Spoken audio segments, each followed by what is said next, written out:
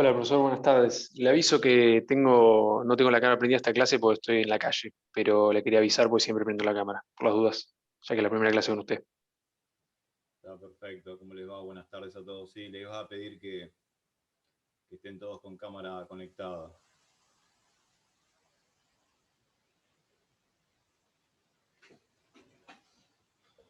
Todavía no es la hora, faltan unos minutos, vamos a esperar un poquito más.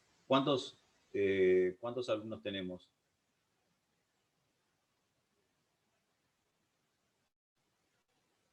No, ¿Cuántos en la- no, no lo sabemos. No sé tampoco cuántos quedaron después del examen. No, yo no sabría Igual decirle. el recuperatorio aún no fue, por eso también puede ser que haya menos alumnos. Ah, ok. Sí.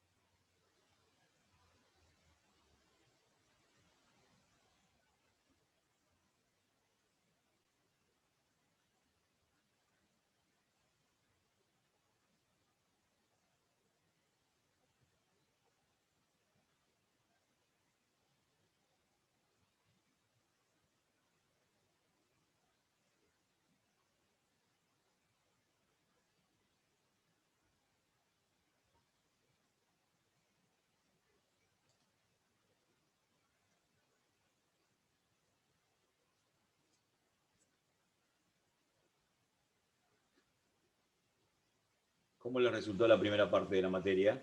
¿Quién me comenta algo? No fue difícil. Era código, podías recurrir al código comentado. Eh, Interesante también. Nuevos contratos para aprender y eso. Bien.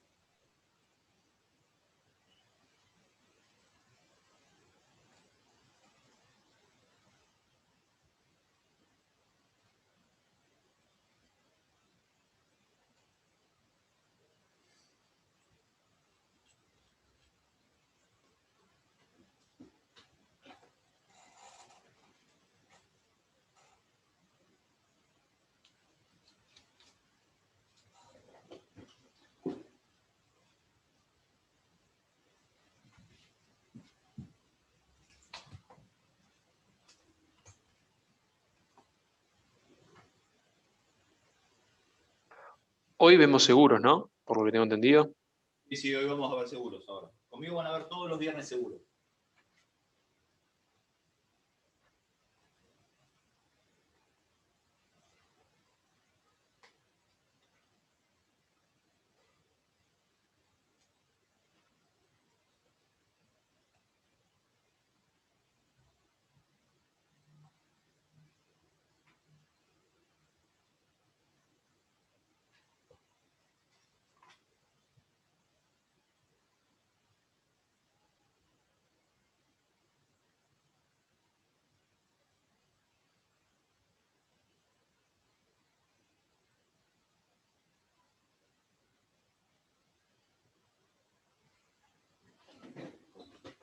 Bien.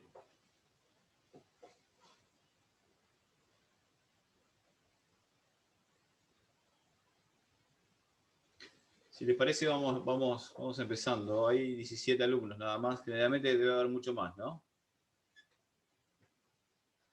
Más o menos por 30 en ahí. promedio. 30 en promedio. Bien.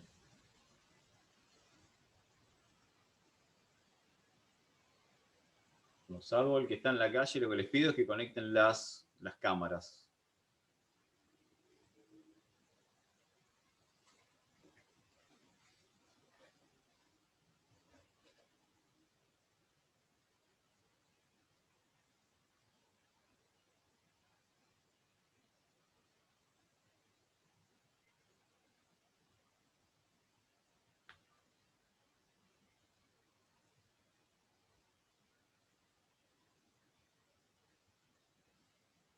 ¿Me escuchan bien ahí?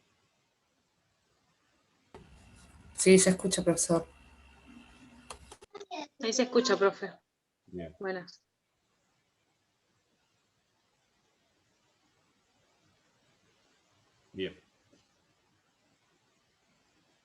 Agostina, no hay problema, por supuesto.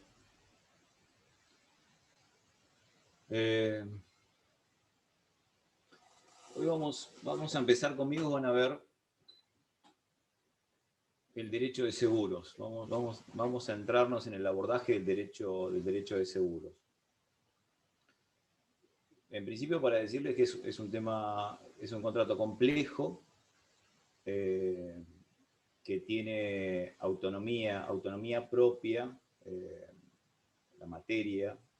De hecho, hay en algunas facultades se da como materia específica, y tiene justamente principios que le son propios. Yo generalmente cuando la clase introductoria, que es una clase en la cual uno aborda el tema y trata de explicar los alcances del contrato, me gusta hacer una breve reflexión sobre la actividad del seguro. ¿Esto por qué lo menciono? Lo menciono por dos particularidades. La primera es porque no todos los contratos tienen como substrato o como antecedente una actividad que la engloba. Y el segundo motivo es que cuando se plantean reformas normativas, reformas específicamente a la ley, muchas veces no se tiene en cuenta en el contexto en el cual se desarrolla una determinada norma jurídica. ¿Con esto qué quiero decir? Es que cuando se plantea la modificación de una norma, y de hecho puntualmente tanto la 17418 como la 20091, que son las dos leyes troncales del derecho de seguro, vamos a ver que hay otras más, pero las dos que son troncales son esas. Tuvo muchos intentos de modificación de ley, y siempre parte de la doctrina o el mercado, entiéndase una parte muy importante que es el asegurador, la industria del seguro, la actividad aseguradora, plantea que muchas veces la modificación de la norma no tiene en cuenta la actividad. Como tiene principios también, tiene fundamentos que le son propios, me voy a tomar unos minutos para delimitar lo que es la operatoria asegurativa, lo que es la actividad del seguro, lo que es la industria del seguro, lo que es el negocio económico del seguro, de un componente que tiene la actividad, que en su aspecto jurídico sí hacemos referencia al contrato de seguro. Con esto, ¿qué les quiero decir? Que no debemos confundir el elemento jurídico que tiene la actividad, que es el contrato, con toda la operatoria. ¿Soy claro en lo que quiero expresar? Es decir, la actividad aseguradora, la industria aseguradora, tiene elementos esenciales, estructurales, por los cuales la actividad permite justamente que se desarrolle y evolucione, pero el elemento jurídico de esa actividad es el contrato de seguro.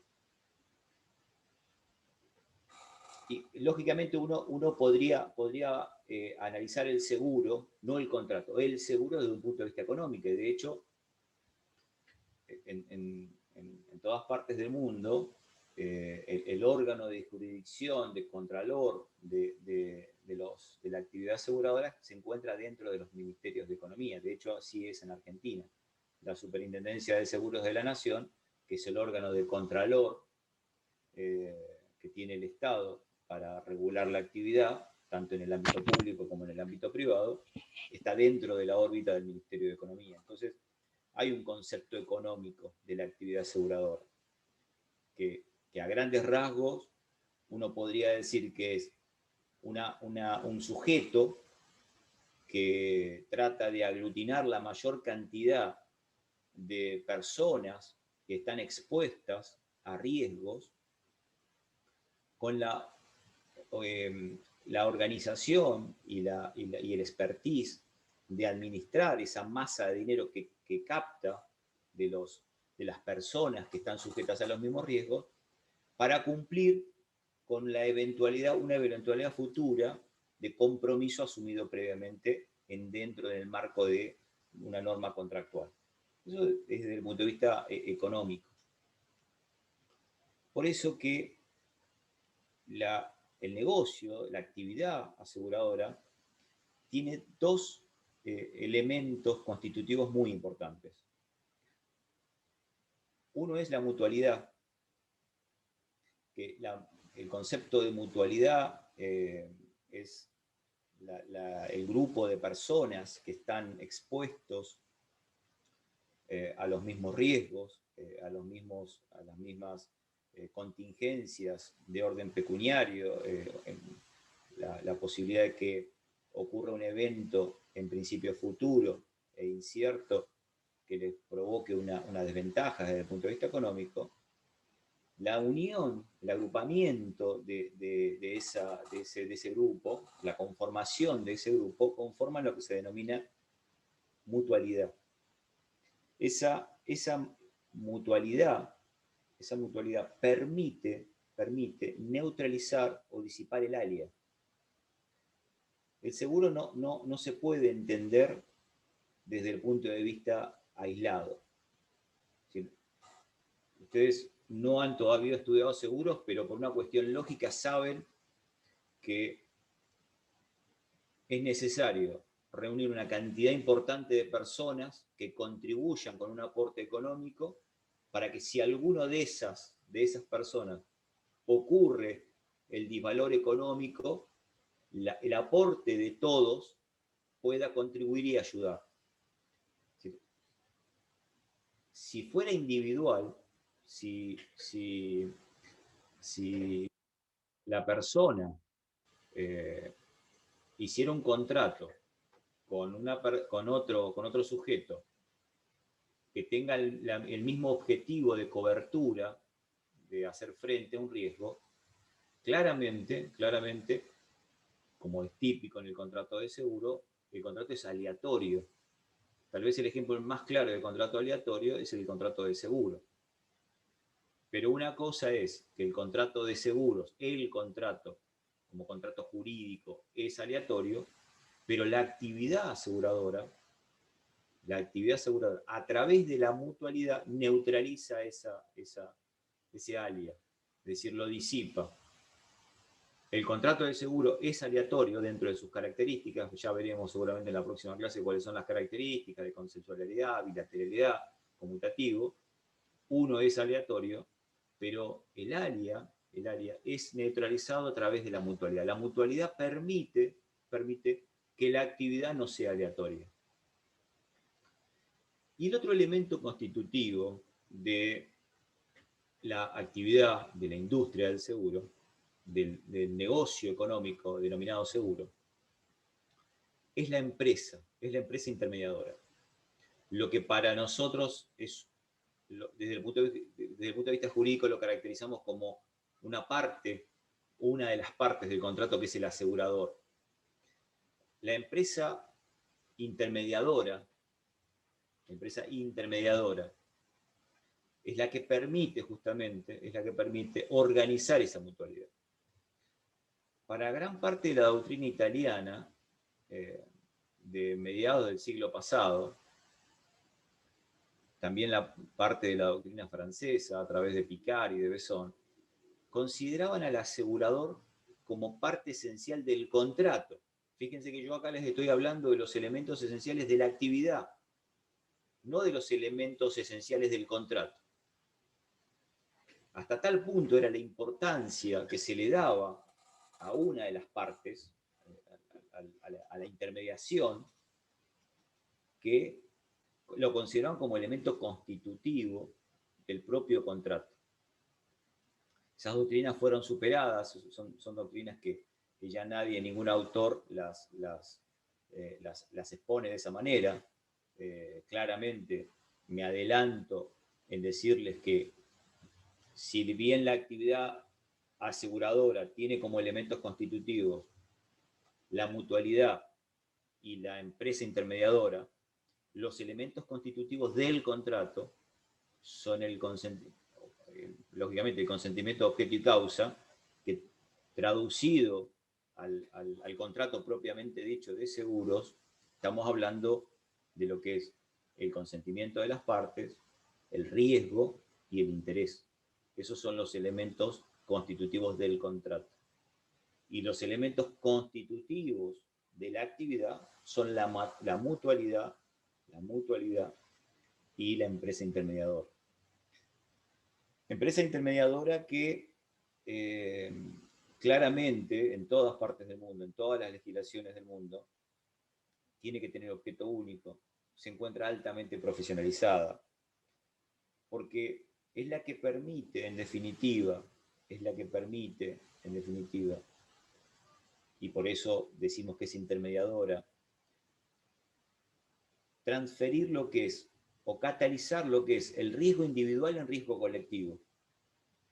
La empresa es la que permite, el asegurador, la empresa intermediadora, es la que permite transformar un riesgo individual en un riesgo colectivo. Una persona que el riesgo es que le roben el auto, es un riesgo individual.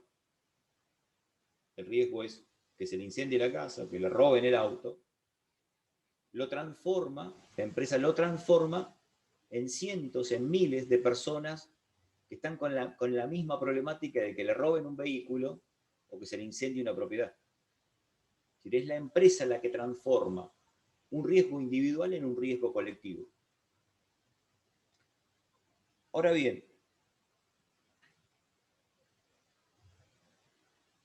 la propia empresa aseguradora debe sujetarse a criterios técnicos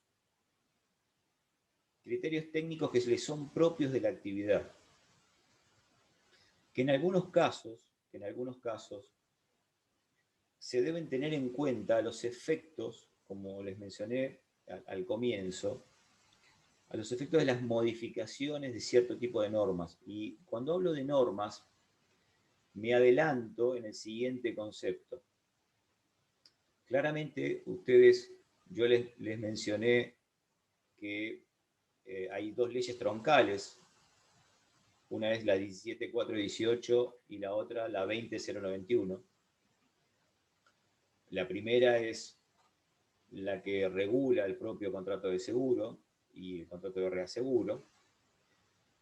Y la 20.091 regula la propia actividad aseguradora y su órgano de contralor. Pero independientemente de esas dos leyes y de algunas más que vamos a ver, la Superintendencia de Seguros dicta resoluciones de alcance general de aplicación entre partes, o de aplicación obligatoria que tiene que cumplir el asegurador para con el asegurado o el asegurable. Entonces, cuando yo les menciono que los criterios que se deben tener para la actividad aseguradora deben ser respetados por la modificación de normas, básicamente estoy haciendo hincapié justamente en las normas que dicta el organismo de contralor en el ámbito de su aplicación. Ya lo veremos más adelante con algún tipo de fallo, sobre todo en un último fallo que tal vez de alguno de ustedes lo ha sentido nombrar, ha tenido mucha repercusión mediática, que es el fallo de la Corte Flores con respecto al límite de coberturas, con un voto muy importante del doctor Rosenkrantz. Pero bien, dicho esto, quiero hacer un breve análisis de cada uno de los criterios técnicos específicos que debe cumplir el asegurador para poder realizar la actividad, o de cuáles debe nutrirse para poder realizar la actividad. El primero es la estadística. Porque la estadística permite prever el número de siniestros en relación a los riesgos asegurados. Es decir, como la estadística, ustedes seguramente por deducción sabrán que siempre se habla sobre hechos pasados. La estadística siempre se basa sobre hechos pasados. ¿No? No hay estadística sobre hechos futuros. Hacer una estadística significa hacer un análisis retrospectivo de lo que ha pasado. A mayor cantidad de hechos pasados, mayor va a ser el cálculo de probabilidades a futuro. Es decir, que el asegurador va a tener que obligatoriamente nutrirse de datos estadísticos, para poder proyectar, para poder hacer un análisis probabilístico de los índices de siniestralidad que va a tener su propia cartera o su propia mutualidad. No hay actividad aseguradora sin estadística. No hay actividad aseguradora sin estadística. Otro elemento técnico, otro criterio técnico que debe ser utilizado, que es utilizado por la actividad aseguradora, es la dispersión de riesgos, tanto en forma cualitativa como cuantitativa. ¿Qué significa homogeneizar riesgos? Significa que el asegurador en esa conformación de mutualidad deberá reunir o agrupar con algún grado de especificidad esos riesgos. Les pongo un ejemplo sencillo. No es lo mismo asegurar camiones que vehículos. No es lo mismo asegurar una casa que un auto. Entonces deberá ser un agrupamiento en el cálculo probabilístico de ciertos rubros con algún grado de especificidad. Vehículos, casas, propiedades. Y aún dentro de esa homogeneidad,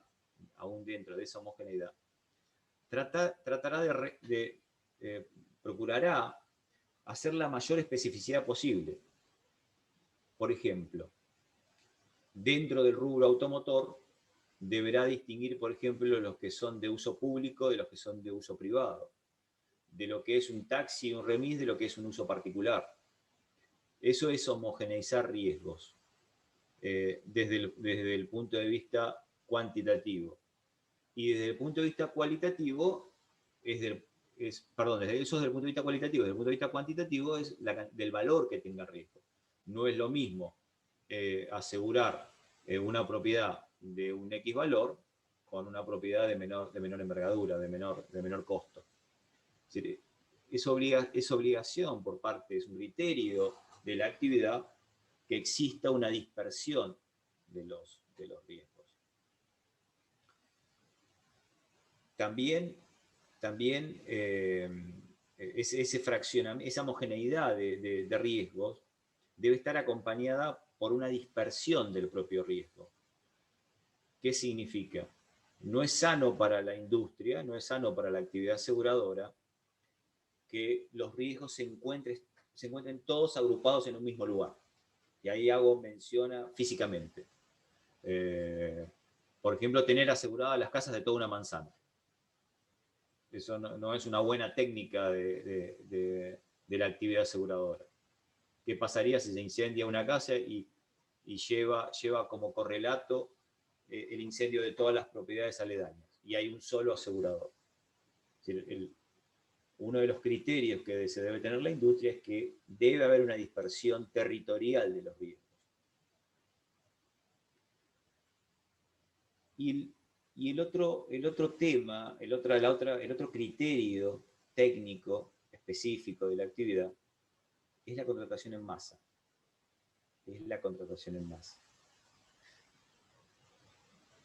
Debido a la forma que adquiere la comercialización en masa, claramente hay una necesidad por parte del asegurador para poder operar con contenidos uniformes y predispuestos. Es decir, la comercialización del seguro, que es justamente a través de contratos en masa, obligatoriamente, interpela a la obligación de fijar reglas uniformes y predispuestas desde el punto de vista contractual. La propia modalidad de la contratación obliga a eso. Dicho esto, y es un tema muy importante, en pos del equilibrio de prestaciones, del equilibrio entre las partes del contrato, y ahí sí estoy hablando específicamente del ámbito jurídico de la actividad aseguradora, ese equilibrio que se debe mantener entre las partes, porque claramente el asegurado o el asegurable es la parte débil, la parte a la cual hay que proteger, es necesario un estricto control estatal.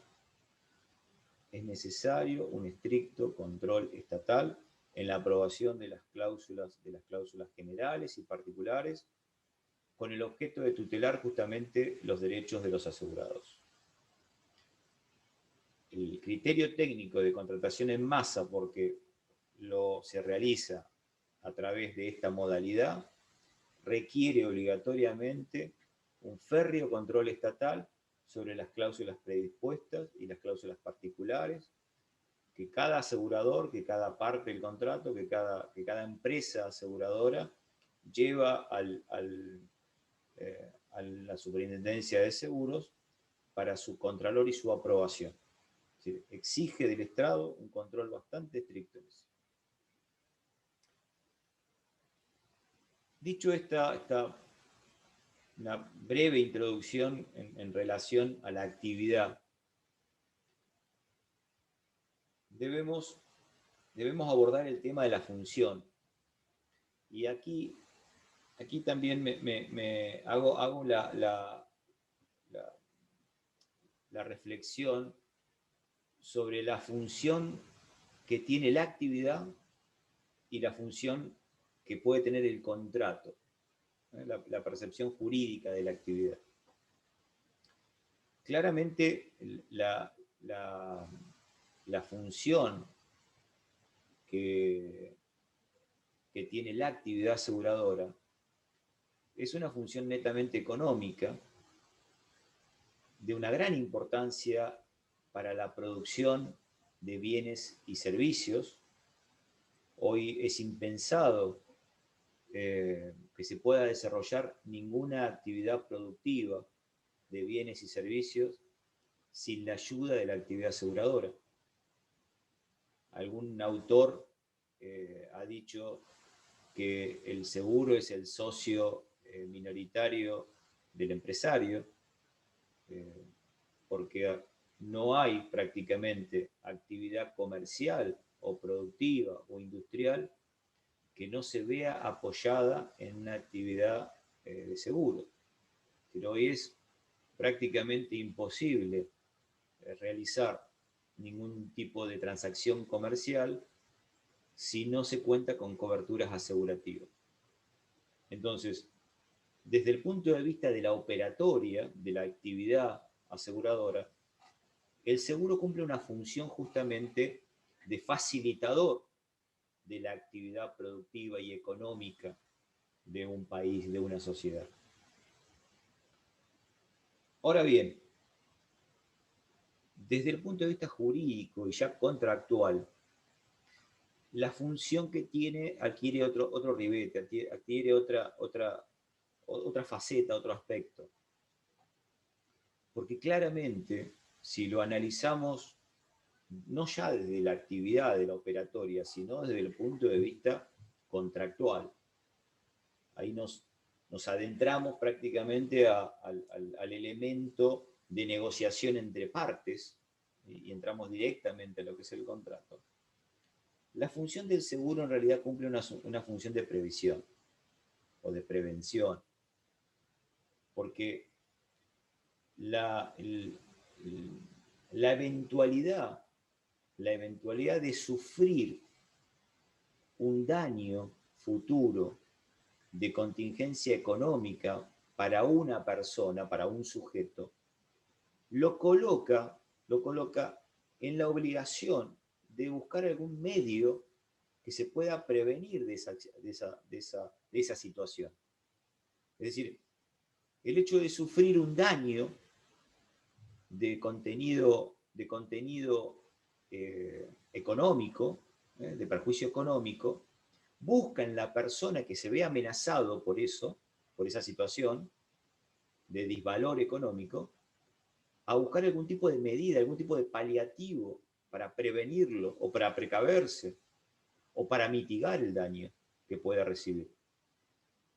Uno de los mecanismos por los cuales la persona o un sujeto puede prevenir algún tipo de contingencia de índole económica que afecte patrimonialmente es el seguro. Entonces, desde el punto de vista contractual, la función que tiene el seguro es una función de prevención. Es una función de prevención. Es decir, recurrimos al seguro para prevernos, para precavernos de la eventual contingencia de índole económica que afecte patrimonialmente, que nos afecte patrimonialmente por un hecho que no lo vamos a poder, realmente no lo vamos a poder tener en cuenta. Entonces uno recurre al seguro justamente para ese tipo de situaciones. ¿Se entiende hasta acá más o menos? ¿He sido claro Sí, en profesor, diferenciar? entiendo. Sí, sí. Ustedes párenme y si hay algo que quieren, no hay problema, díganme.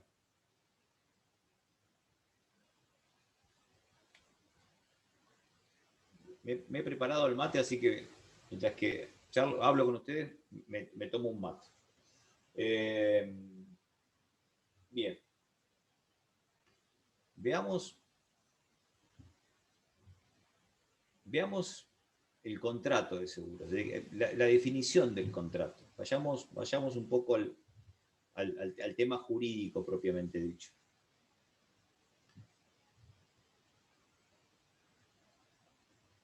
Déjenme hacer un agregado, una digresión.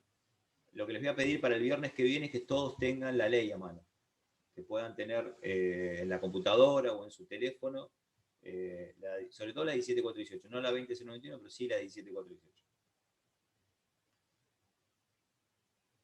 Ya en el artículo 1 de la 17418 nos define el contrato de seguro. Y si ustedes leen ese artículo van a ver que el artículo más o menos dice que habrá contrato de seguro cuando una parte, denominada asegurador, se obliga mediante el pago de una prima o cotización. Aquí agrego que en la práctica ni se lo llama prima ni se lo llama cotización, sino que se lo llama premio. Se obliga a resarcir un daño o a cumplir la prestación convenida si ocurre el evento previsto en el contrato. Eso más o menos un poco la definición de lo que se denomina el contrato de seguro.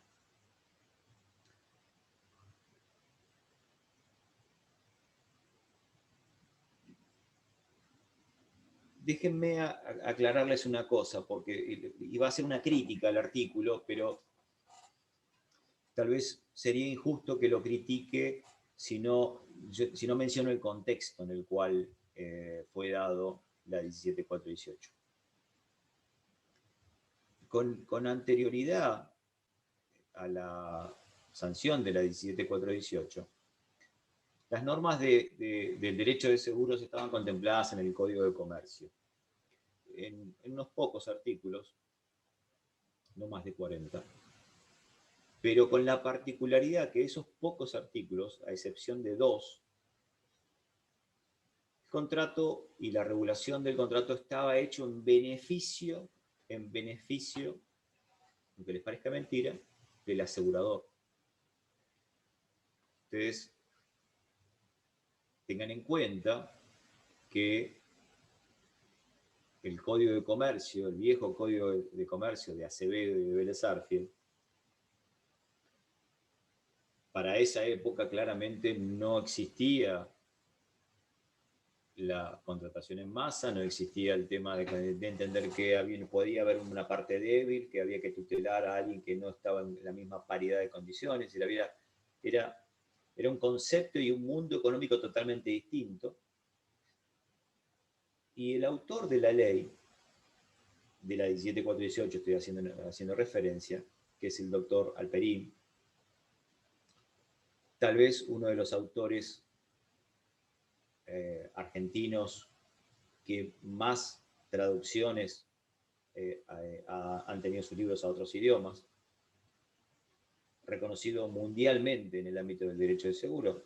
De hecho, en 1962 fue reconocido como vicepresidente, fue fundador y vicepresidente de la Asociación Internacional de Derecho de Seguros a nivel mundial. No creo equivocarme si es uno de los autores argentinos más reconocidos a nivel mundial, que más logros ha tenido desde el punto de vista doctrinal. En la década del 50, proyecta o elabora un anteproyecto que 10 años después, para ser más exactos, en el 67, se transforma en la 17418, pero el proyecto es de la década del 50. Ya iremos viendo, a mí me interesa siempre el análisis del artículo, el contexto y la crítica, y qué es lo que pasa en otros países, ¿no? Claramente. No quedarnos con que la norma nuestra o la norma argentina realmente es la única que puede haber. Es decir, que abramos nuestra cabeza y que la posibilidad, desde el punto de vista normativo, siempre hay otra posibilidad, o siempre hay otra posibilidad de regular la misma situación. Un claro ejemplo, no sé si vamos a tener tiempo en este cuatrimestre, pero un claro ejemplo es la ley uruguaya que entró en funciones, en vigencia hace muy poquitito, apenas unos meses entró en vigencia la ley de seguros de la República de Uruguay.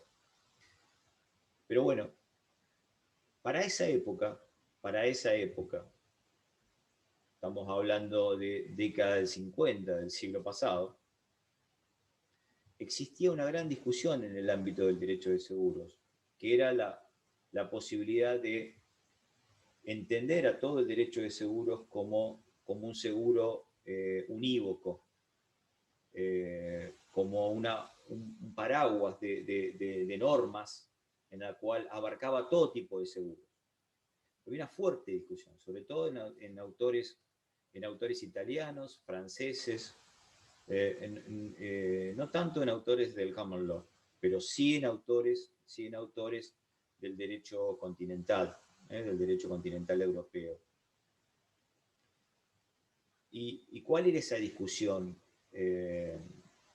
Era entender si todo el derecho de seguros podía ser abarcativo de un solo concepto, o por el otro lado no había posibilidades de unir lo que eran seguros patrimoniales y lo que eran seguros de personas. Es decir, si es posible que el derecho de seguros, en el caso de los seguros patrimoniales, que claramente son resarcitorios, y cuando digo resarcitorios significa, estoy haciendo referencia al concepto de que se indemniza en la medida de un daño. Ocurre el evento previsto, ocurre el daño, y el asegurador indemniza en la medida de ese daño.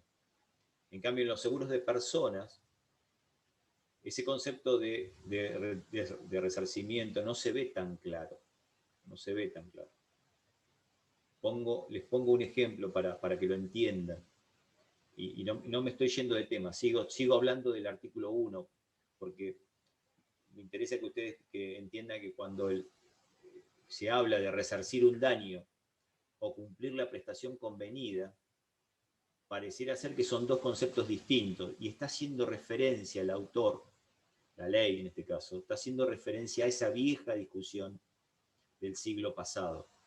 Porque cuando el artículo habla de resarcir un daño, claramente está haciendo referencia a los seguros patrimoniales. Te chocaron el auto, viene un inspector y te dice, bueno, tenés 2 focos rotos, hay que pintarlo, y vendrá un inspector y dirá, bueno, la indemnización es esta en base al daño que vos sufriste. Se indemniza en la medida del daño. Pero cuando una persona fallece y tiene un seguro de vida, o tiene un seguro de supervivencia, o un seguro de retiro, No viene un inspector de la compañía de seguro y dice, bueno, la persona era contador, era médico, era abogado, ganaba tanto, tenía 40... No, paga lo que dice la póliza de seguro. ¿Se entiende lo que digo? Entonces, resarcir un daño o cumplir la prestación convenida claramente demuestra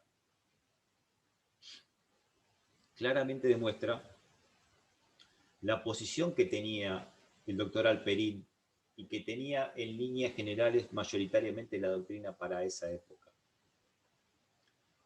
Aclaro que cuando en el año 67 se sanciona la 17418 para Argentina, todo el resto de Latinoamérica, sin excepción, copió esta ley. La copió Chile, la copió México, Bolivia, Perú, Colombia, Paraguay, Uruguay, por supuesto. Todos siguieron este modelo. También es justo aclarar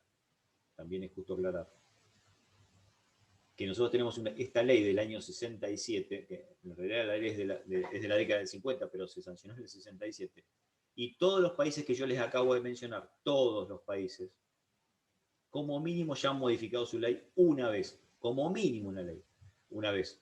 Brasil ya la modificó 3 veces, México 2, Chile 3. Con esto simplemente lo llamo a la reflexión de que realmente las normas jurídicas, sobre todo en el derecho comercial, deben cambiar, deben ayornarse. Ya vamos a ver más adelante que hay una cantidad de modalidades de contrataciones en las cuales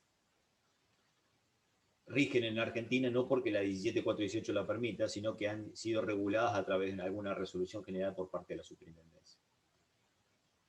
Pero bueno, no me quiero dispersar del tema.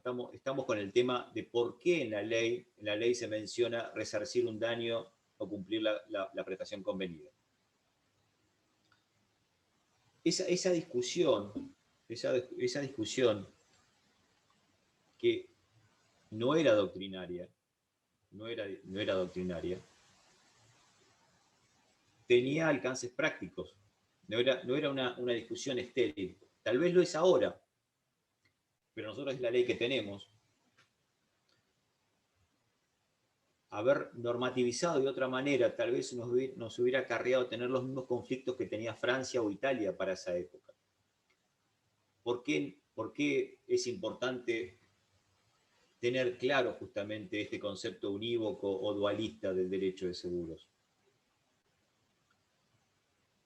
Porque depende de dónde nos paremos, va a ser la interpretación que va a tener la ley si la ley no tiene un concepto claro. ¿Por qué menciono esto? Les quiero poner un ejemplo práctico para que se entienda. Ustedes saben que si dejan su auto en un garage, en un estacionamiento comercial, ¿no? Y cuando lo van a buscar el auto se lo robaron, ustedes como titular del vehículo o la persona como titular del vehículo tiene 2 compañías de seguro a la cual reclamarle. Le pueden reclamar a la propia del auto o le pueden reclamar a la compañía de seguro del dueño del estacionamiento. ¿Me siguen hasta ahí? Pero si el auto se lo pagara la propia compañía de seguro del auto, es decir, donde el auto estaba asegurado, esa compañía de seguros va a repetir de la compañía de seguro o va a repetir de aquella persona que deba soportar el daño. Porque en definitiva, ustedes dejaron el vehículo, la persona dejó el vehículo en un estacionamiento comercial, debe soportar el daño justamente la entidad de la cual se benefició con la actividad. ¿Se entiende hasta ahí? Quiere decir que en los seguros patrimoniales existe la posibilidad de repetir de aquella persona que deba soportar el daño. Pero fíjense que en los seguros de personas, en el mismo ejemplo, si una persona tiene asegurada su vida y cruza la calle y la atropella un auto y fallece la persona, la compañía de seguro que paga el seguro de vida del fallecido, se los paga a los deudos, a los herederos, no va a repetir de la compañía de seguro del auto. ¿Se entiende la diferencia? ¿Por qué la discusión entre entender el concepto unívoco o dualista del derecho de seguro es importante?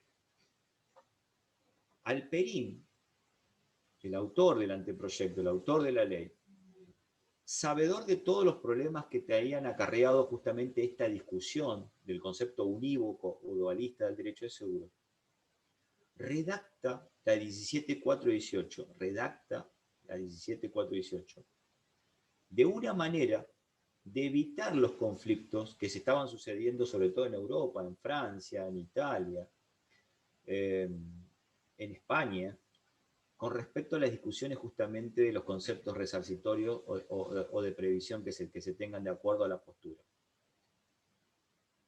Si ustedes leen este artículo número 1 de la ley, de la 17.418, claramente el concepto que tenía Alperín era dualista, claramente era dualista.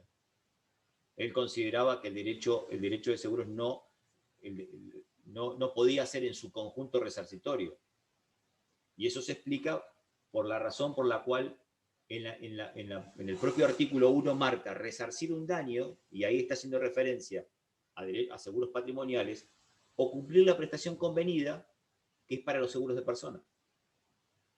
Esa es la razón por la cual la estructura normativa de la 17.418, ustedes van a ver que hay una parte general de derecho de seguros, y después divide seguros patrimoniales por un lado y seguros de personas por otro.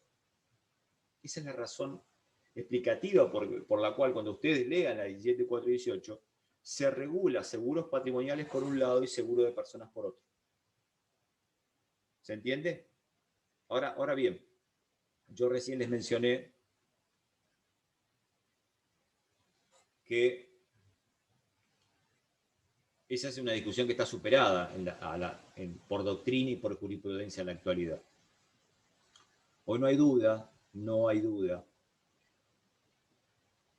y desde hace bastante tiempo, que el derecho de seguros no solamente que tiene autonomía y principios propios, tiene autonomía científica, tiene principios que le son propios, sino lo que hoy prima es un concepto unívoco del derecho de seguros. Todo el derecho de seguros se puede enrolar bajo una misma postura, que es la postura de la indemnización. Todo el derecho de seguros se puede analizar desde la postura del concepto de indemnización, resarcitorio. Y ustedes me van a decir, pero bueno, usted recién me acaba de decir que en los seguros de persona, cuando viene el asegurador, no analiza si la persona era abogado, médico, era empleado público y tenía tal edad y cuántos hijos. Es cierto. Pero la doctrina llegó a esta concepción. Todo el derecho de seguros es resarcitorio, es indemnizatorio, y hace la distinción que en los seguros patrimoniales, el robo de una casa, robo, incendio, los seguros agropecuarios, los seguros de transporte, todos los seguros patrimoniales, claramente no hay discusión posible. Ahí se ve palmariamente el sentido resarcitorio que tiene el derecho de seguros, porque se indemniza en la medida del daño. En los seguros de persona, la indemnización se hace a priori del siniestro. No como en los seguros patrimoniales, que la indemnización se hace a posteriori del siniestro. ¿Soy claro en lo que digo? ¿Se entiende? En los seguros patrimoniales ocurre el evento previsto, existe la realización del riesgo, que no es otra cosa que el siniestro. Riesgo y siniestro son como el anverso y reverso de una misma moneda. Ocurre el siniestro y a posteriori del siniestro el asegurador va a indemnizar. En cambio, en los seguros de persona, antes de que ocurra el siniestro, antes de asegurado y asegurado, o partes del contrato, se ponen de acuerdo en cuál va a ser la indemnización. Es decir, se indemniza a priori del siniestro en los seguros de personas, a priori del siniestro. Bajo ese concepto unívoco, que aclaro o reitero, no era el concepto que tenía o que sostenía el autor de la ley, no era el concepto que tenía el autor de la ley, es lo que prima hoy en doctrina y en jurisprudencia. ¿Se entiende? Ahora, hice esa introducción explicativa por la cual tiene un defecto de redacción el artículo, pero no quería criticarlo sin entender el contexto. Porque para la época, no solamente que fue de avanzado, hubo un cambio, ahí sí que fue un cambio copernicano, porque pasábamos de la regulación del Código de Comercio, que eran 40, 50 artículos o 47 artículos para ser más exacto, en beneficio del asegurador, a este concepto de avanzada que era un contrato totalmente regulado y en protección de la parte débil, proyectado en la década del 50. ¿Y por qué? ¿Por qué a esto, a esta altura habiendo pasado décadas, podemos criticar este artículo? Porque fíjense que si ustedes analizan específicamente el concepto de resarcir un daño o cumplir la prestación convenida, es algo tautológico. ¿Por qué? Porque cumplirla, si el asegurador va a resarcir un daño, ¿no está cumpliendo con la prestación convenida? ¿No es lo mismo? Un asegurador que paga un auto porque fue robado, lo indemnizó, o reparó un auto, le hizo chapa y pintura nueva, ¿no está cumpliendo con la prestación convenida? ¿Qué les parece? Si resarcir el daño y cumplir la prestación convenida, en realidad es lo mismo. Porque el asegurador que va a resarcir el daño está cumpliendo con la prestación convenida. ¿Se entiende? En los proyectos de modificación, que hubo muchos, y algunos tuvieron hasta dictamen de comisión en la Cámara de Diputados, claramente se perfecciona la técnica legislativa de este artículo. Y se orienta justamente al nuevo concepto unívoco que existe del derecho de seguro, que es justamente cumplir la prestación convenida o resarcir lo que ustedes quieran, pero una de las dos cosas, en realidad, es cumplir la prestación convenida. ¿Se entiende? Cumplir la prestación convenida también puede ser resarcir el daño. Cuando el artículo menciona prima o cotización, que es la obligación que tiene el asegurado o el asegurable frente al asegurador, esa distinción se hace porque la prima es un concepto que se utiliza para los seguros privados o los seguros de índole comercial, y la cotización es el concepto que se utiliza para los seguros mutuales.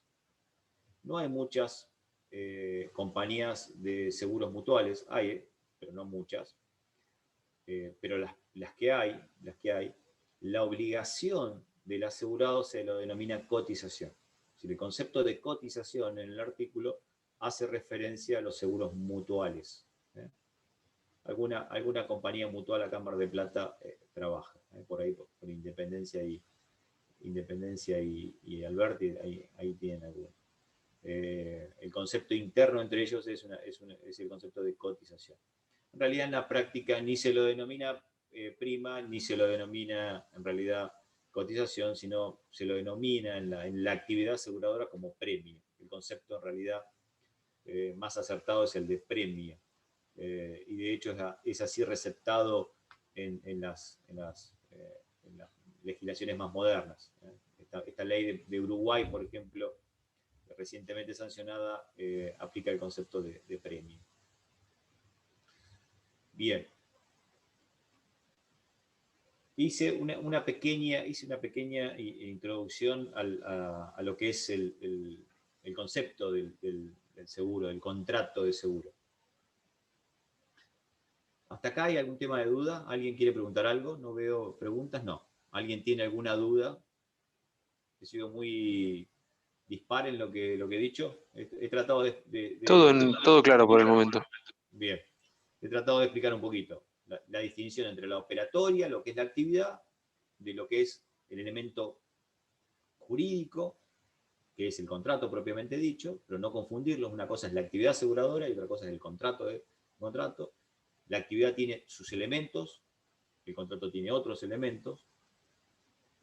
Yo recién les mencioné que la operación seguro, la operatoria seguro, la actividad seguro tiene como elementos constitutivos o esenciales la mutualidad y la empresa, y en cambio el contrato de seguros tiene como elementos constitutivos el consentimiento, el objeto que es el riesgo y la causa que es el interés. Cuando hablamos del consentimiento, en realidad debemos hacer referencia a las partes del contrato, porque en realidad quienes prestan el consentimiento son las propias partes del contrato. Y acá quiero hacer algunas reflexiones para que ustedes les sea más sencillo leer. Ya estoy adelantando cuál va a ser la tarea que ustedes van a tener para el viernes que viene, que no es compleja, que es leer la 17.418. Me alcanza con que lean la 17.418. Cualquiera podría deducir que un contrato de seguro tiene dos partes. Todo el mundo me diría, bueno, las partes del contrato son asegurado y asegurado. ¿Alguno tiene dudas que las partes del contrato son dos? ¿Alguien? Puede ser el tomador también. Puede ser el tomador, correcto. El tomador. ¿Habrá alguna parte más? ¿Alguien ha escuchado alguna parte más del contrato? ¿Todo el mundo ha escuchado el tomador del seguro? ¿O para alguien es un concepto totalmente nuevo? Es importante aclararlo por lo siguiente. Existe un saber coloquial que marca que las partes del contrato parecieran ser dos, que son el asegurado y el asegurador. Generalmente se da con mucha frecuencia eso, que los contratos de seguros son dos. Sobre todo para un mercado como el argentino, un mercado de seguros chico, no muy evolucionado, muy circunscripto a seguros obligatorios. Seguramente gran parte gran parte de la responsabilidad es el propio Estado que esto sea así, ¿no? Claramente es así. La normativa no favorece justamente a que exista una cantidad de modalidades contractuales que permitan todos los beneficios desde el punto de vista económico que les puede dar a una sociedad la contratación del seguro. Acá para que tengan una idea, la modalidad RC, que es responsabilidad civil, ¿no? Claramente, se denomina RCE, prácticamente abarca casi un 50% del mercado asegurado de Argentina, ¿no? Y es un seguro que es prácticamente no, es obligatorio para la actividad del tránsito, ¿no? Para circular. Pero esto no es así en otras partes del mundo, donde la evolución de los contratos de seguro, sobre todo en los seguros de vida, cumplen una función muy, muy importante. Ya lo venían haciendo desde hace décadas, hace muchas décadas, pero sobre todo en los últimos 15 años, los países, sobre todo industrializados, los que denominamos como países del primer mundo, han tomado la decisión de utilizar a la actividad aseguradora como coayuda a los sistemas previsionales. Estados Unidos lo está haciendo hace más de 15 años. Hay una situación claramente fáctica de que se vive más, hay una mayor longevidad, la gente claramente, la expectativa de vida se va aumentando cada vez más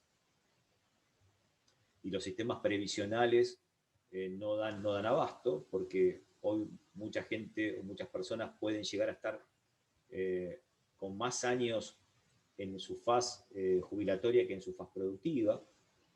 Entonces los sistemas empiezan a colapsar y ya países como Estados Unidos, Canadá, Alemania, Francia, están tomando a lo que ustedes en la ley de seguros van a entender o van a leer como seguro de supervivencia. Cuando ustedes vean lo que se denomina seguro de supervivencia, eso en realidad es un seguro de retiro. Esa modalidad de seguro de retiro prácticamente está en todos los países industrializados. La gente cuando va trabajando va aportando un seguro de retiro que coayuda justamente en su etapa jubilatoria. Si cobra una jubilación y aparte cobra un seguro de retiro. Acá se quiso implementar hace 2 años, en el año 2018, salió por primera vez en Argentina, por primera vez, un incentivo para la contratación de seguros de retiro. ¿Y de qué manera? De la única manera que puede servir, que es que uno aporte a un seguro de retiro con desgravación de impuestos. Es decir, todo lo que una persona aporta para una contratación de un seguro de vida se descuenta de todo. Primero que está libre de todo impuesto y después sirve para desgravar los impuestos. Pero como todo, siempre Argentina está con falencias de déficit fiscal y entonces para no verse perjudicado en los ingresos que reciba el Estado, lo tiene topeado. En el 2018, cuando sale la ley, una ley que realmente importante, que hubiera sido importante, que se hubiera avanzado y se hubiera cumplido con eso, paulatinamente creaba posibilidades de degravación impositiva a futuro, haciendo que exista la posibilidad de que la sociedad argentina pudiera hacer su propio seguro de retiro. Bueno, con esto ¿qué quiero plantear del tema de las partes? Me fui con el tema, me pongo a hablar de algunos temas que me apasionan y me voy de tema. Todo el mundo piensa que las partes del contrato son 2, pero claramente asegurado y asegurador son las 2 partes más importantes, pero existe el concepto, la parte de lo que es tomador del seguro, que es aquella persona que celebra el contrato con el asegurador. Y el asegurado, el concepto de asegurado siempre va a ser el titular del interés asegurable. Entonces, en un contrato puede haber el asegurador, que nunca va a cambiar, que es la empresa aseguradora, la empresa habilitada por la Superintendencia de Seguros, profesional, que administra la mutualidad, con quien celebra el contrato va a adquirir la característica de tomador. Si ese tomador es titular del interés asegurable, en la misma persona conviven las 2 partes, tomador y asegurado. Pero muchas veces el que celebra el contrato no es el verdadero titular del interés. No es el verdadero titular del interés. Se da esto, por ejemplo, con el ejemplo que yo les puse recién del garage, por ejemplo. El dueño de un garage el dueño del garage celebra un contrato asegurando los vehículos que tiene bajo su custodia, pero el verdadero titular del interés es el dueño del vehículo, o aquel que tiene la posesión. Pasa lo mismo con los administradores de consorcio. El administrador de un consorcio celebra el contrato, pero no es el verdadero titular del interés, que serán los consorcistas. Se puede dar también con los contratos de transporte. El acarreador es el titular, es el tomador, pero el dueño de la mercadería es el verdadero titular del interés. Lo que sí aclaro es que tengamos claro el concepto de interés asegurable. ¿Por qué? Porque no lo debemos confundir con un seguro de responsabilidad civil. Porque se podría dar el caso, en el mismo ejemplo que les di, del dueño del garage, que el dueño del propio garage asegura los autos, pero no asegura al titular del interés, sino lo que está asegurando es que el robo del vehículo, si le roban algún tipo de vehículo, algún bien dentro del garage, algún bien que tiene bajo su custodia, puede cubrir la responsabilidad que un tercero le pueda accionar contra su patrimonio. Y eso no es un seguro, no sería un seguro desdoblado o un seguro por cuenta ajena. Porque ahí en realidad el dueño del garage lo que está haciendo es un seguro de responsabilidad civil por si algún tercero acciona contra su patrimonio para responder por algún acto de responsabilidad que tenga o de obligación de responsabilidad que tenga por la actividad negocial que tenga. ¿Se entiende lo que quiero decir? Para que exista la figura de tomador y de asegurado, se debe desdoblar quien celebra el contrato por un lado y quien es verdadero titular del interés. Ahora bien, seguramente alguno de ustedes me va a estar preguntando, bueno, pero ¿quién es el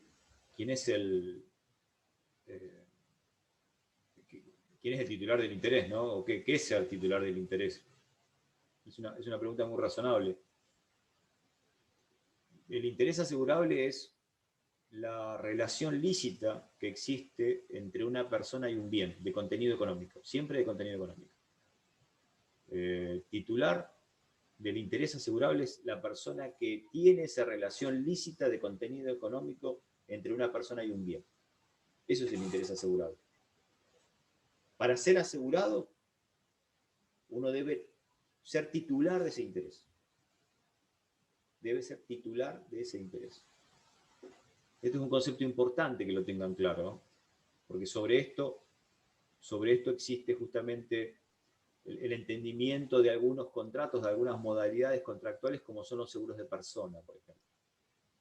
¿Alguien me quiere hacer alguna pregunta? ¿Se saltó algo? No.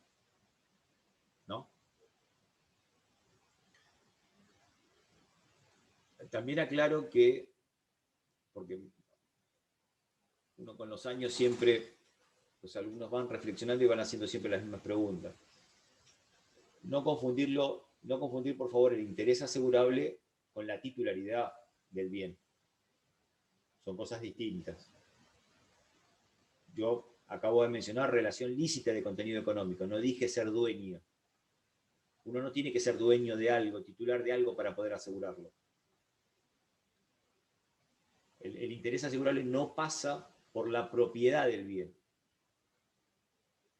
sino pasa por la relación económica que se tenga entre la persona y el bien. Y esa relación puede ser de propiedad, de locación, de interés legítimo, de posesión, de lo que fuera. Relación, no titularidad. Un inquilino de una propiedad podría perfectamente asegurar la propiedad contra incendio. Y no solamente su responsabilidad civil por si el dueño de la casa le hiciera juicio porque le arruinó la casa. No, podría ser un seguro precaviéndose de que si se incendia la casa, hay pólizas de seguro que cubren el contrato de alquiler por 24 meses, porque esa persona que se le incendió la casa claramente no va a poder vivir en esa casa, entonces la compañía de seguro le paga el alquiler durante 24 meses a consecuencia del incendio de la propiedad.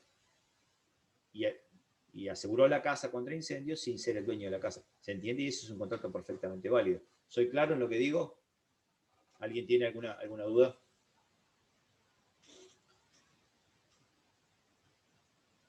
Tal vez ahí el inconveniente de análisis, que se ha debatido mucho en doctrina claramente, se da con los seguros de personas, ¿no? Porque cuando aseguramos o realizamos seguros patrimoniales, cuando una persona realiza seguros patrimoniales sobre vivienda, vehículos agropecuarios, agrícolas, incendio, robo, cualquiera de las modalidades de caución, está claro el concepto de interés asegurable. Es decir, es muy fácil probar la relación lícita de contenido económico que existe entre una persona y un bien. Tengo el auto, alquilo, soy dueño de la casa, vivo en la casa, coseché este campo. No soy dueño del campo, pero lo coseché. No quiero que me caiga un granizo. Eso se ve claro cuando hay seguros patrimoniales. Pero en los seguros de persona, cuando yo aseguro la vida de una persona, es más difícil entender cuál es la relación lícita de contenido económico. ¿Qué les parece? ¿Cuál será la relación lícita para asegurar la vida de un tercero? Si ustedes quisieran asegurar la vida de un tercero, pónganse en el esquema de querer asegurar la vida de un tercero. Van a una compañía de seguro y dicen, quiero asegurar la vida de fulano de tal. De un hijo, de un amigo, de los padres. ¿Cuál sería el interés asegurable que va a tener esa persona que concurre a una compañía de seguro para asegurar la vida de un tercero? Ahí, ¿cuál sería el interés asegurable? Siempre acordándose que el concepto no cambia. El interés asegurable es la relación lícita de contenido económico que existe entre una persona y un bien. En este caso es entre una persona y la vida de esta persona. ¿El bien cuál sería? La vida de la persona. A ver si alguno deduce algo. ¿Cuál sería el interés asegurable cuando... Pregunta de exámenes esto. ¿Cuál es la relación lícita? ¿Cuál es el interés asegurable en los seguros de persona? Alimentos de un menor, por ejemplo. Aseguro la vida de una persona. A ver cómo sería la explicación. Verónica, ¿me hablas? ¿Verónica habla? Sí, sí, sí. A ver. Para tener asegurado a un menor o a una persona con discapacidad, para que después pueda proveerse alimentos, remedios. Si fallece la persona, pero ahí el discapacitado, ¿quién sería? ¿El asegurado o la tercera persona que vos vas a asegurar? La tercera persona. Pero si vos vas a asegurar a la tercera persona que es el discapacitado, y si la persona fallece, ¿a quién estarías beneficiando? Si el que fallece es el discapacitado. No estaría entendiendo bien ahí cómo es el tema. Ahí a quién vas a... Porque distinto sería distinto que vos quieras asegurar a una persona y pongas como beneficiario a un discapacitado o alguien que recibe. Eso, exacto. Ahí estás hablando del beneficiario. Que aclaro, viene bien, aclaro, cuando mencionamos partes del contrato y hablamos de asegurado, asegurador y tomador, el concepto de beneficiario que también aparece, que lo podríamos confundir, nunca es parte. El beneficiario nunca es parte del contrato. No es parte del contrato. El beneficiario no es parte del contrato. Pero bueno, en la pregunta que les hice, para asegurar la vida de un tercero, ¿cuál sería el interés asegurable? ¿Cómo se prueba? ¿Qué les parece? Con el consentimiento. Karina, ¿habló? Exactamente. Como es difícil realmente la demostración de ese interés asegurable, en los seguros de persona el interés asegurable obligatoriamente se conforma con el consentimiento de esa persona. Es decir, el consentimiento de la persona a la cual vamos a asegurar, el consentimiento de esa persona, es la demostración del interés asegurable.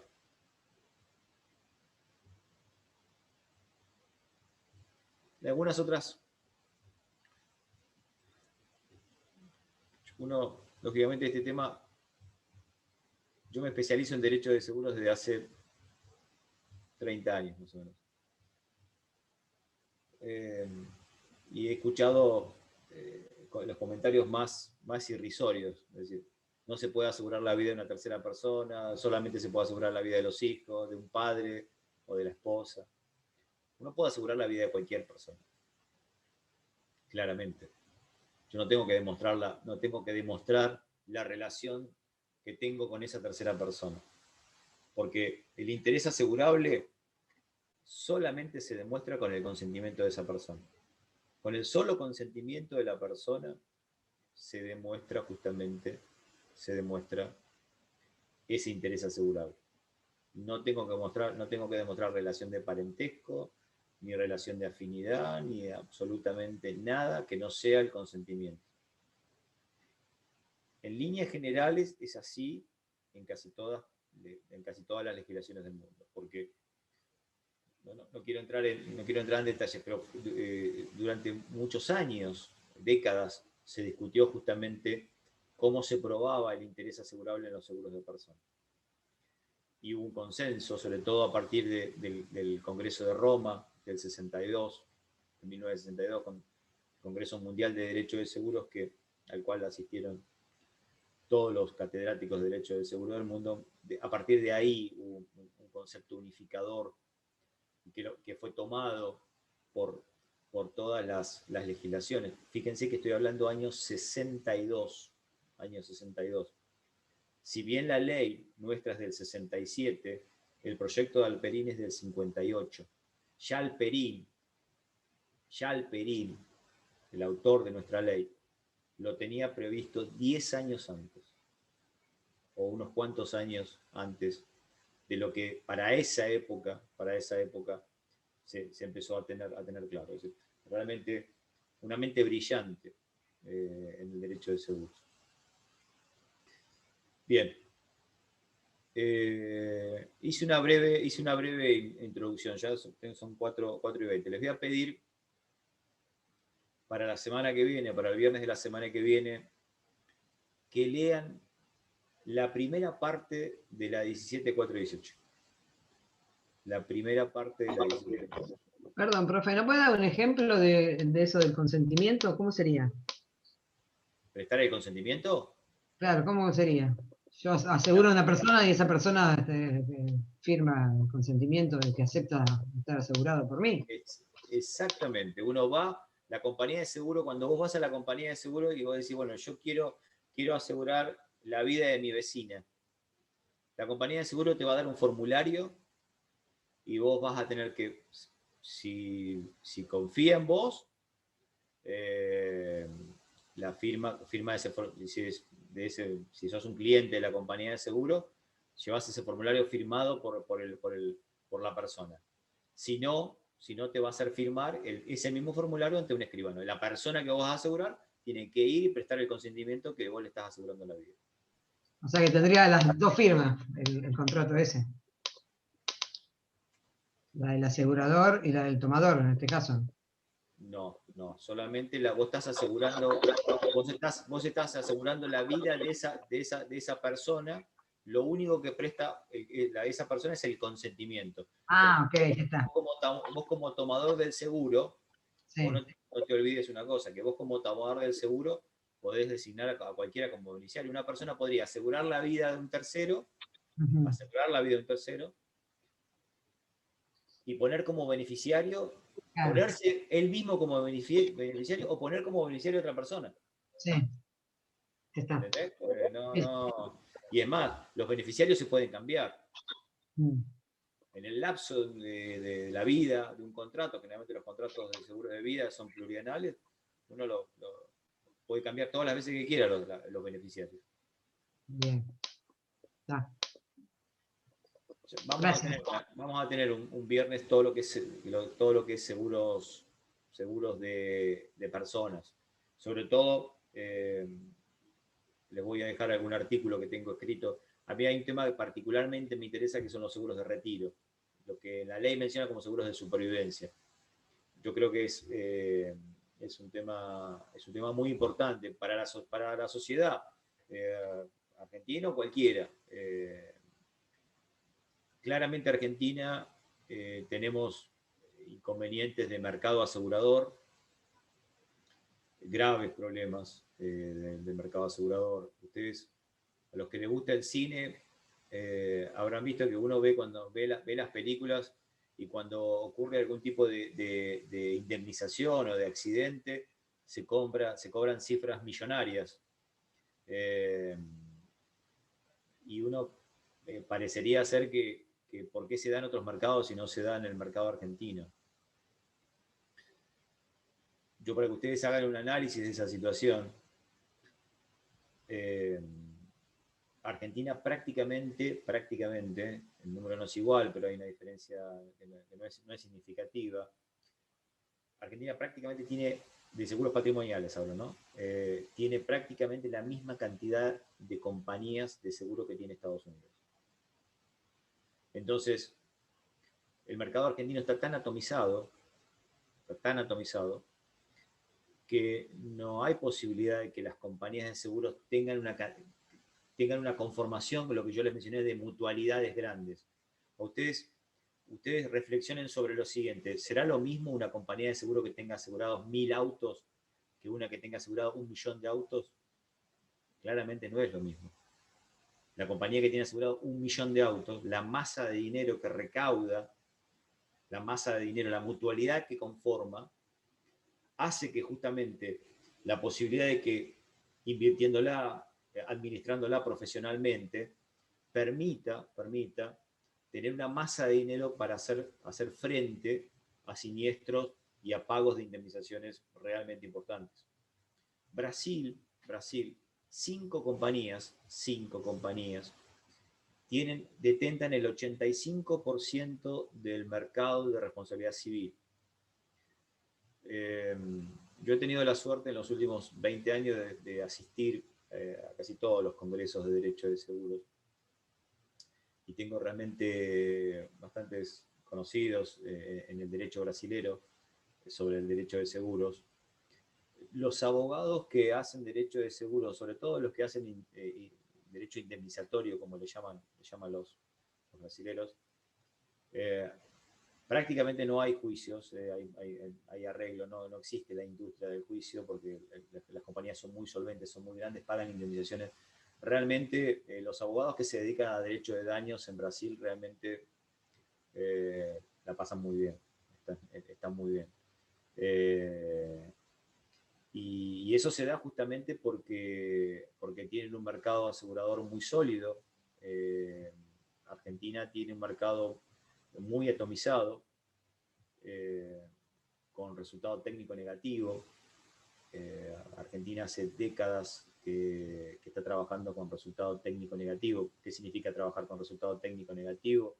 Significa que todas las compañías, en su balance entre lo que recaudan de prima y lo que pagan de siniestro, eso se llama balance técnico, resultado técnico, es negativo. Recaudan menos de lo que pagan. Y ustedes me van a decir, bueno, pero entonces están a pérdida, pierden, claramente pierden. Pero ¿con qué lo conjugan? Porque las compañías de seguro a ese resultado técnico negativo le suman un resultado financiero. ¿Cuál es el resultado financiero? Que la masa de dinero que recaudan mensualmente la invierten en plazo fijo, en bienes de inversión, y permiten con esa rentabilidad conjugar y no tener que quebrar.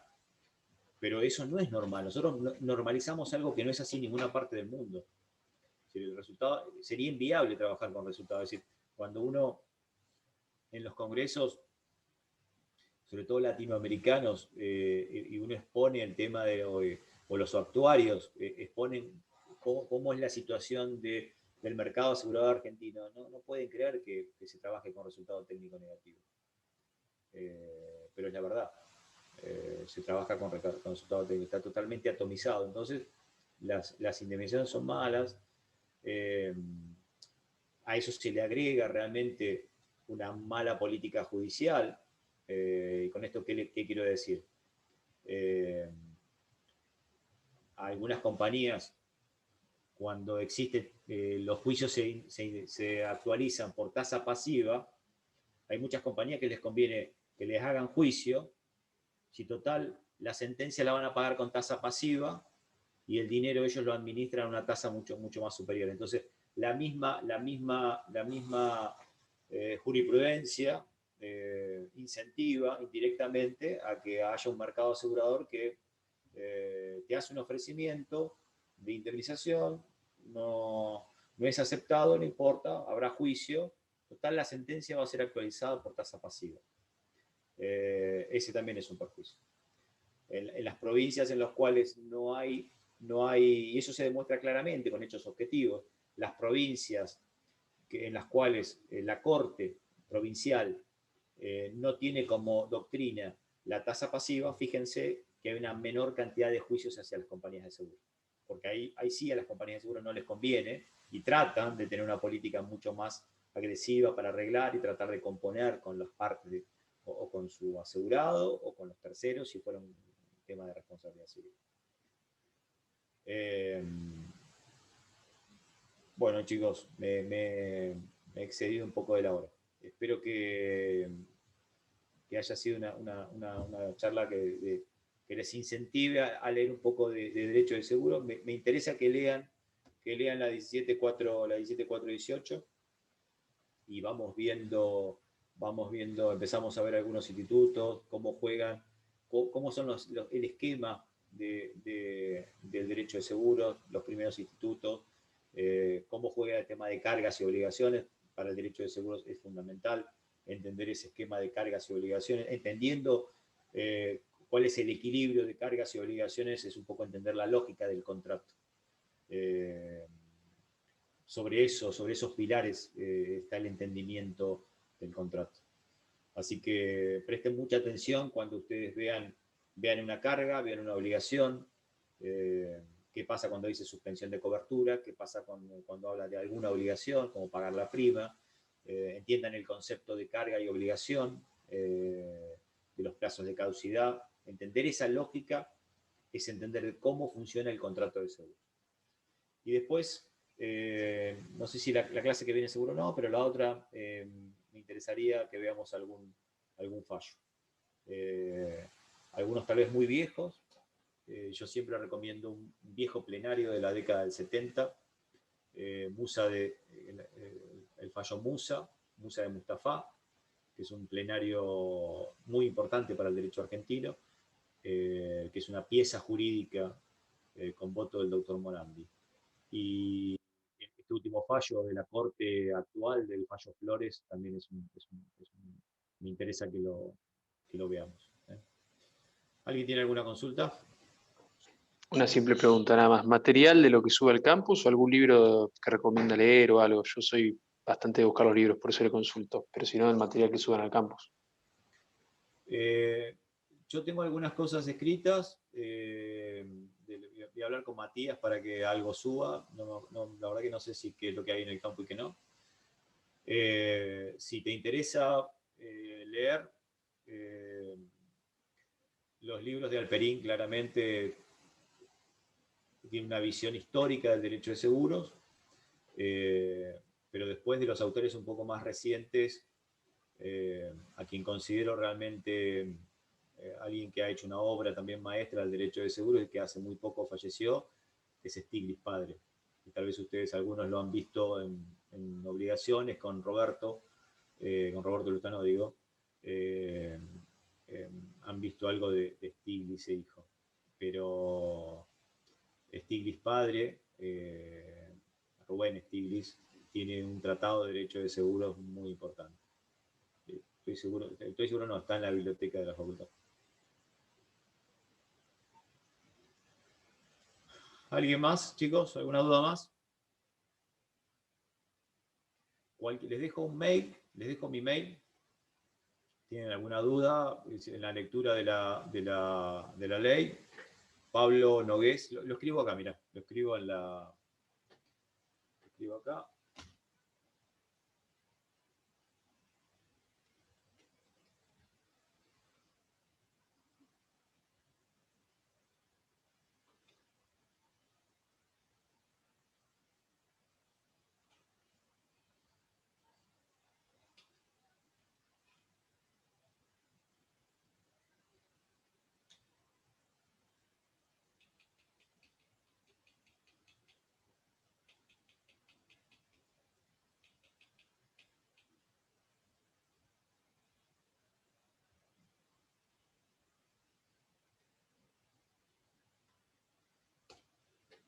Ahí lo dejé. Me escriben al Gmail o el campus, no hay problema. Soy más de ver el Gmail, pero no hay problema. Si no, le avisan a Matías y me pongo en contacto. El viernes que viene, chicos, a la misma hora. Gracias, profe. Gracias, buen fin de semana. Gracias, profesor. Hasta luego. Buen fin de semana. Gracias.